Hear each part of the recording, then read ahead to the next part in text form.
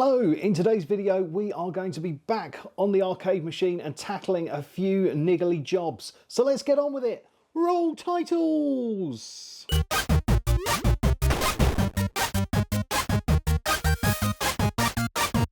Welcome to the channel if it's your first time here, and welcome back if it's not.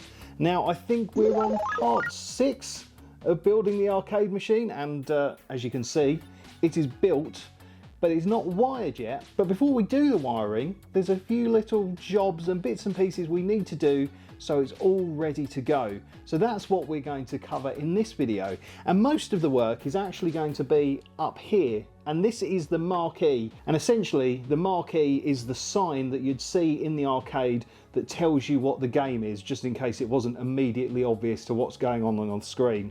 So you'd see like Pac-Man or Space Invaders, or whatever really. Now obviously, because this is going to be a cabinet that can play many games, we're going to go for something fairly generic. Now back in the day these used to be lit up by fluorescent tubes, and those got very hot and they could actually sort of start making the plastic crack or warp and sort of make the artwork flake off. We're going to be using this, and this is an Elgato light strip that I have cut down, and it's sort of fitting in this diffused box, and the strip is essentially going to go behind the marquee and light it up. Now I've gone for something like that because it will mean that even when the arcade machine's not on, I can add a little bit of mood lighting from the arcade machine. And another bit of work that we need to look at up here is the speakers, and they are underneath here, and they sort of fire the sound down at you as you're playing the game. So what we really need to do is get the top of the cabinet taken off, and that'll mean we get access to this, and then we can fit our light fitting behind where this is going to go, and also install the speakers in readiness for them to be wired in with the rest of the cabinet. Now what we're doing with the artwork on the marquee is something a little special, and we're going to print some custom vinyl artwork, and we're actually going to do that here at home downstairs. And I'm very excited to show you how that all works because it is so awesome. We'll talk about exactly what the artwork is going to be in a little bit. So really and truly, the first job is for me to get inside the machine, not literally, and remove the top so we can get access to this bit and also where the speakers are going to go. If you're interested in the speakers, they're these guys here. Now they're only little, and they're rated at 5 watts, and they've got an impedance of 8 ohms.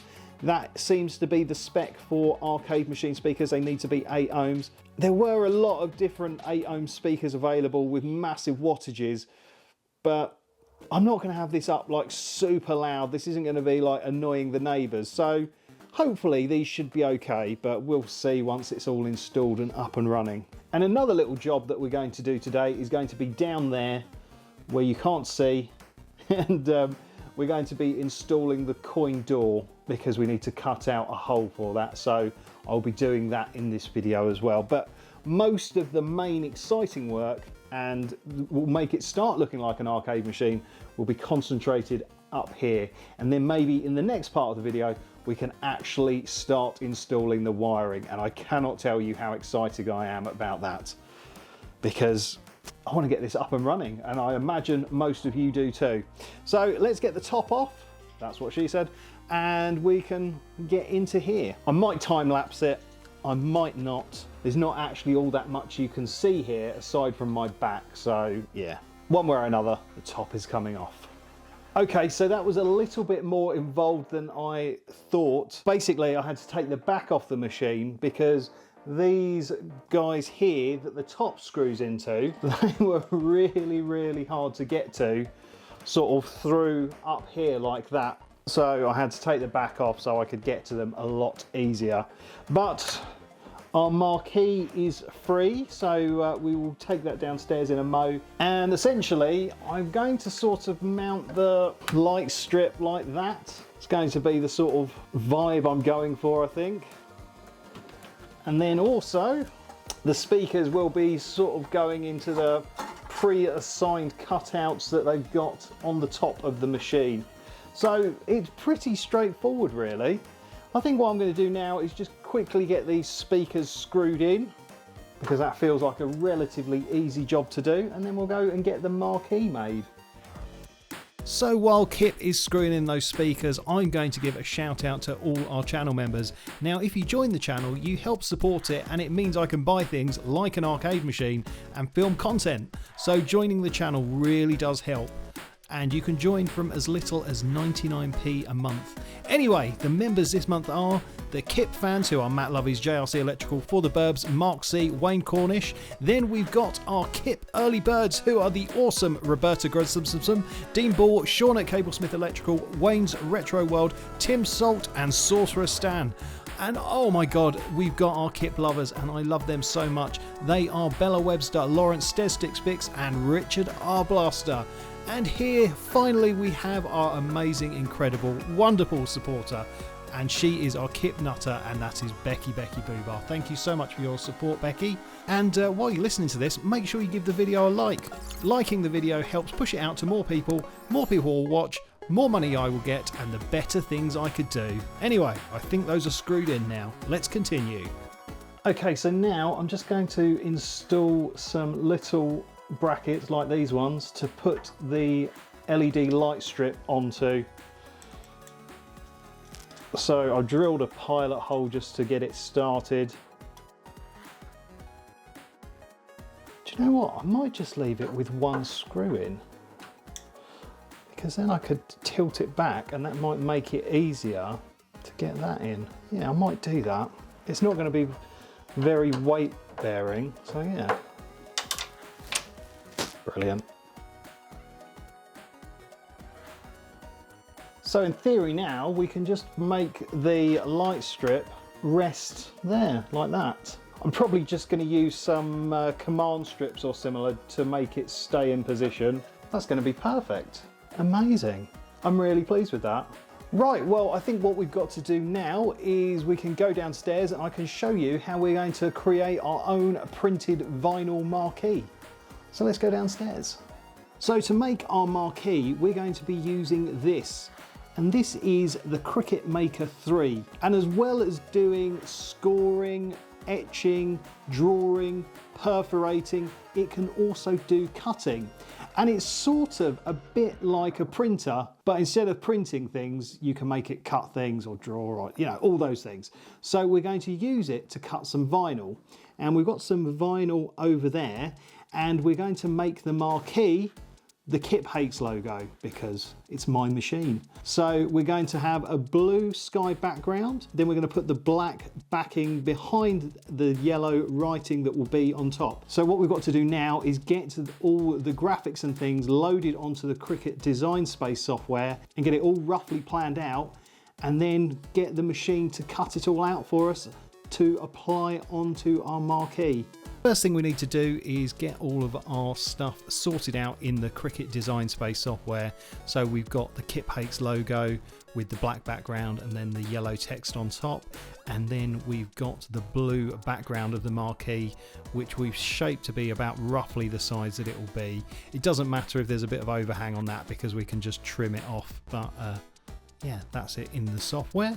Now, because we haven't used the Cricut Smart Vinyl, the vinyl needs to be put down onto the cutting mat, and it's essentially a sort of slightly adhesive mat that takes the vinyl through the machine. So first of all, we've got the black vinyl going through the machine, and it's cutting out the outline of that. And then we turn the board round, and then we feed through the yellow vinyl, and it makes all the cuts for the Kip Hates wording there. Now, because the blue vinyl is actually Cricut Smart Vinyl, that doesn't need the cutting mat, so it can go straight through the machine by itself. The machine is so smart, and so now it's going through the machine and cutting out the rectangular shape of the marquee. Now, as you might notice, these are not my hands, they're Vicky's hands. She is the queen of the Cricut machine, and she is making the marquee vinyls for me because she knows what she's doing. So here she is doing a process called weeding, and that is essentially removing the excess vinyl. Now, on the black piece here, it's actually really simple because there's no fiddly bits really, it's just one big block of vinyl, so that peels away really nicely. but on this bit here, which is the yellow, it's a lot more fiddly and there's lots of little bits. So she uses a weeding tool and sort of just basically picks away at the little fiddly bits and removes them and peels them away. And then what do we have left? We've got 3 bits of vinyl perfectly cut and ready for the next step. Because the yellow has to go on top of the black, we need to move it over using some transfer tape. So here you see Vicky applying the transfer tape to the yellow Kip Hakes writing, and this will essentially lift it up and mean that it can be placed down onto the black background. And that's the bit that's happening now. Vicky's taking her time and lining it up and placing the yellow writing down and just sort of overlaying it. It's a bit of a tricky job, it's a bit fiddly, but you just have to take your time and do it slowly. Obviously this is sped up quite a bit. And then the next part of the process is doing exactly the same thing again, but with the black and yellow layers together, so putting them on the transfer tape. I didn't bother filming that because it's essentially the same process again. And then the final stage of this process is getting the black and yellow transferred from the transfer tape onto the blue background, and that's exactly what's happening here. You have to use the tool to sort of squeeze out as many air bubbles as possible. They do happen, and you can just sort of pop them with a little pin or something after. But yeah, it's all turned out rather well. So now that's all finished, I guess we've got to head back upstairs and see what's going on there. Well, while Mrs. Hakes has been working hard on the marquee, I've put this light strip in. I've just, as I thought I'd do, I've command stripped it at either ends, and hopefully it should hold and stay there. But look at that! So yeah, I've got to try and work out how to install this.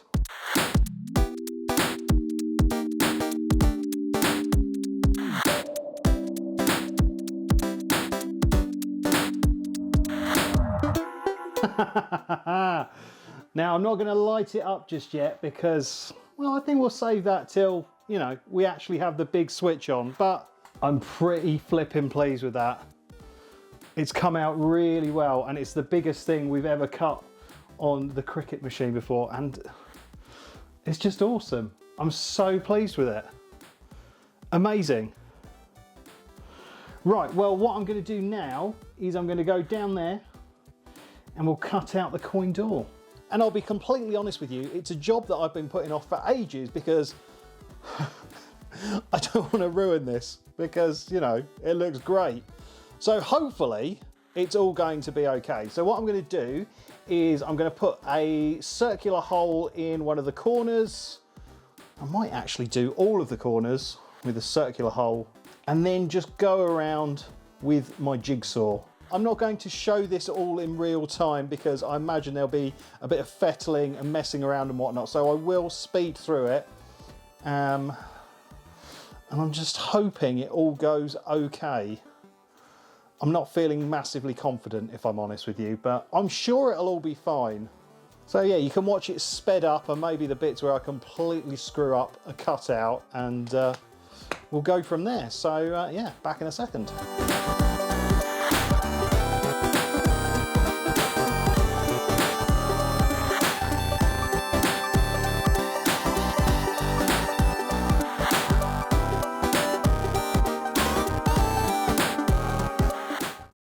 Oh my goodness. I didn't show you a lot of what was happening because it just took ages, and in hindsight I should have definitely laid the machine down to cut out the hole because I just made it a lot harder for myself. But the arcade coin door and the mechanism are all in position.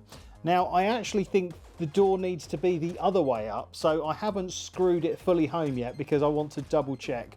But it doesn't really make much difference. It's all sort of roughly there. So with the lights, the speakers, and now the coin door in place, we've got pretty much all our sort of main sundries in position to actually wire this thing up. So it's taken a while to get here, but I think we're getting closer to getting the lights on and getting this all working and fired up for the first time. So please make sure you're subscribed, because you're not going to want to miss it. I think it's going to be awesome.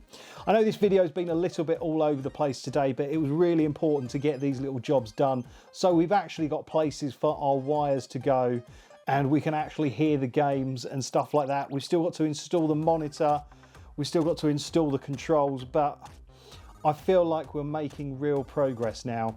Now, Vicky worked so hard on that marquee, so please do give her some love in the comments, because I think she really will appreciate it. And it's not easy getting it all lined up and stuck down. So yeah, I'm really proud of her. So make sure you give her some love. But yeah, we're definitely getting there, and I'm really excited about it.